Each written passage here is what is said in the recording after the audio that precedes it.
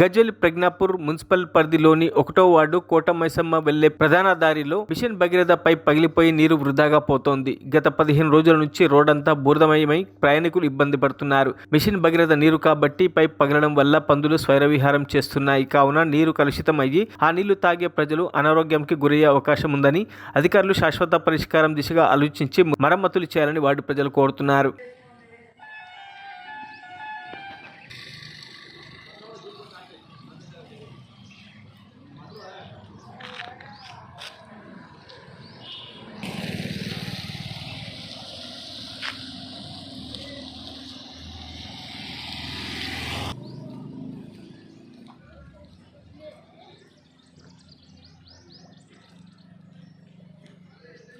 మరిన్ని అప్డేట్స్ కోసం మా ఛానల్ని సబ్స్క్రైబ్ చేయండి.